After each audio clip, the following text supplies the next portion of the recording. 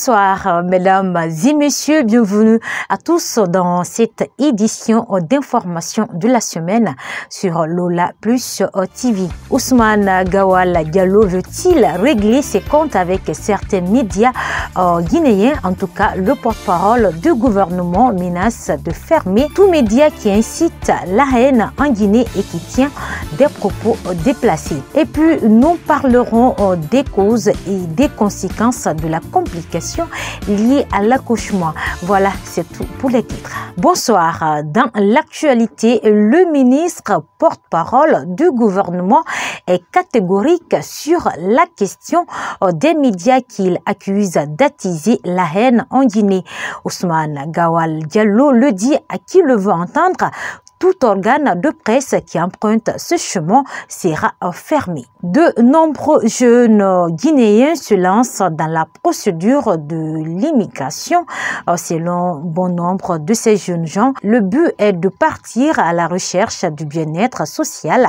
Rentrer au pays, ces Gaspo se confient au micro de Lola Plus TV. Reportage. Rencontrés dans le quartier Yembeya, dans la commune de Ratouma, ces jeunes aventuriers guinéens en provenance de la Guinée équatoriale en font foi de cette posture aventurière vers les pays étrangers. Passé plusieurs années sur le territoire équato-guinéen, ces ressortissants guinéens s'expriment sur leur parcours et objectifs en aventure, tout en précisant la manière dont ils sont organisés dans ce pays hôte, tel qu'indique le président de ces ressortissants. On est bien organisé. Je peux dire, depuis 2003, le premier forestier a mis pied sur la terre équato-guinéenne, du nom de Jean-Pierre Lama. Après, il y a Justin Collier qui l'a rejoint. Après, il y a Philippe aussi, Nanamou qui l'a rejoint.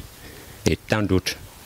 C'est en 2009 qu'on s'est organisé à mettre à la tête un président. Et la communauté forestière a été la première communauté pour pouvoir s'organiser de la sorte. Tous les Guinéens, tous les forestiers qui vivent là-bas, le nombre total est de 450. Et à Malabo, nous sommes 125. Et je suis le président. Donc on est bien organisé. Chaque premier dimanche du mois, on fait les réunions pour pouvoir développer les Guinéens qui vivent là-bas et penser à la famille de la Guinée forestière et toute la Guinée entière.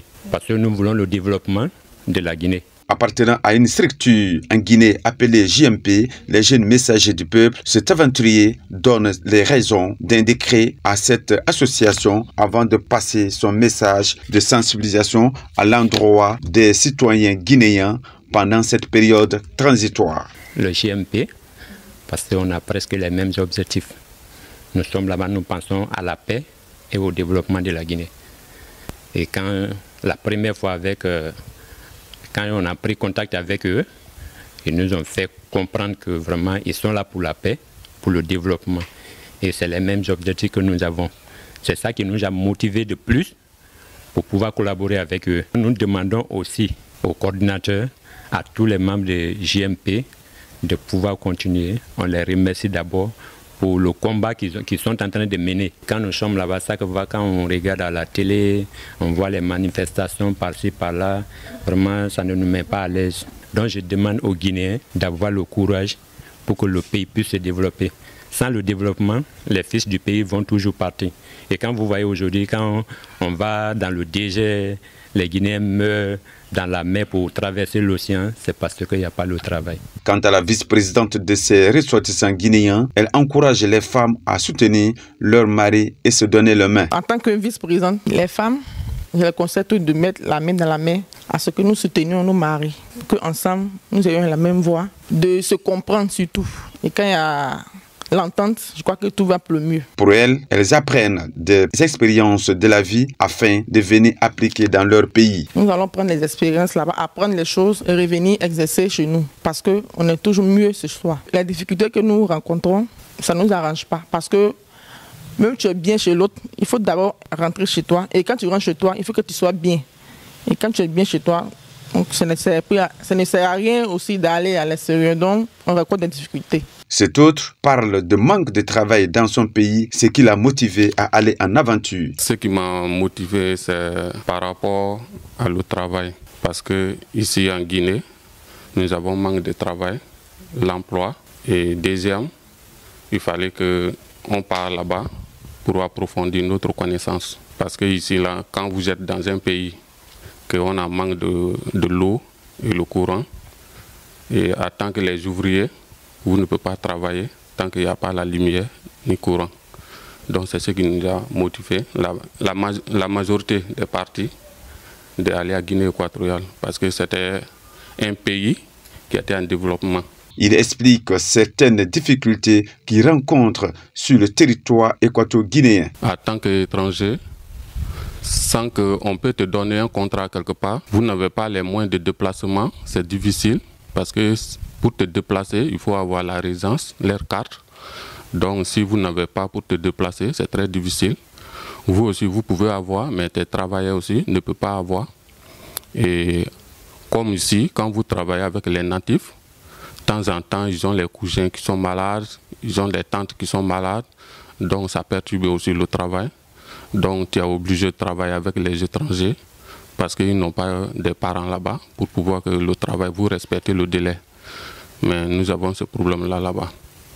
Donc c'est ce que nous avons comme les difficultés. Il faut noter que la plupart de ces ressortissants guinéens vivant en Guinée équatoriale y vivent il y a plusieurs années et nombreux parmi eux ont intégré la structure nommée JMP qui signifie les jeunes messagers du peuple en République de Guinée. Santé, dans ce journal de la semaine, nous parlons cet après-midi de la complication liée à l'accouchement.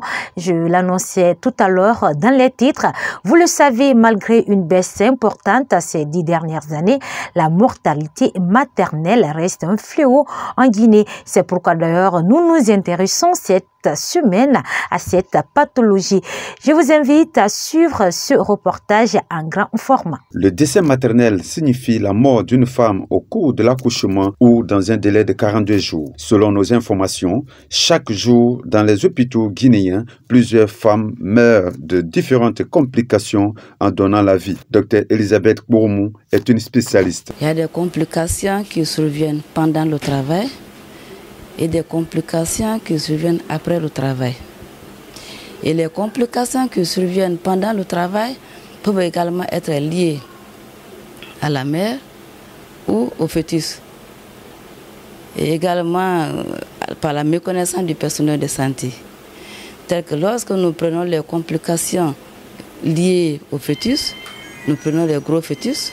Lorsque le poids du fœtus est supérieur ou égal à 4000 grammes, il n'y a pas une proportionnalité entre le passager et le passage. Lorsque ce poids est méconnu par le personnel de santé, ça peut entraîner un travail dystoxique et qui peut entraîner la souffrance de l'enfant qui peut mourir et qui peut provoquer une rupture utérine, c'est-à-dire la lésion de l'utérus et même aller à l'accouchement dans la cavité abdominale. Cependant, plusieurs causes sont liées aux complications directement liées à l'accouchement, précise la gynécologue. Normalement, après l'accouchement, l'utérus doit se rétracter pour ligaturer les vaisseaux qu'on appelle la ligature vivante. Si cela n'arrive pas, l'utérus n'arrive pas à se rétracter, ça peut laisser les vaisseaux ouverts et la femme peut perdre beaucoup de sang. Ça également, après l'accouchement, ça peut arriver. Dans le même sillage, elle détaille les conséquences qui y sont liées. On peut avoir une souffrance fœtale si le diagnostic n'est pas posé à temps. L'enfant peut souffrir, même après l'accouchement, et qu'on n'arrive pas à récupérer l'enfant. Et la mère également, si tout c'est tel que lorsqu'il y a une rupture prématurée des membranes, et le travail a été long, il y a eu l'infection, il peut y avoir également l'infection de l'endomètre, qui peut aller jusqu'à une péritonite, qui peut aller jusqu'à une septicémie. Et lorsque l'endomètre est infecté, qu'on appelle l'endométrite, ce n'est pas bien traité, ça peut entraîner une synéchie et entraîner également une infertilité secondaire. Par ailleurs, notre interlocutrice invite ses collègues de faire correctement leur travail afin de sauver les vies. D'abord, c'est nous les agents de santé, de faire un suivi correct des femmes enceintes, parce qu'on dit toute femme, c'est-à-dire toute grossesse est un risque pour la femme pour mourir. C'est-à-dire, en cas de grossesse, il n'y a pas à dire que telle femme est en risque, l'autre n'est pas en risque. Toute grossesse est un risque pour la femme Donc, si une femme est en état, c'est de faire un suivi correct. On n'est jamais préparé pour l'accouchement, on n'est jamais habitué à l'accouchement.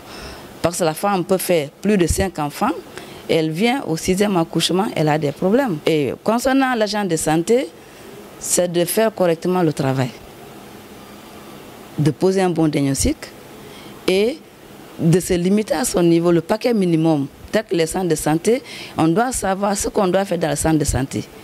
Ça va orienter les femmes à temps et pour que les complications puissent être gérées à temps. La santé maternelle doit être une préoccupation majeure à tous à cause du nombre de mortalités maternelles enregistrées dans les hôpitaux en République de Guinée. Voilà, mesdames et messieurs, c'est la fin de ce journal. Un grand merci à vous de l'avoir suivi.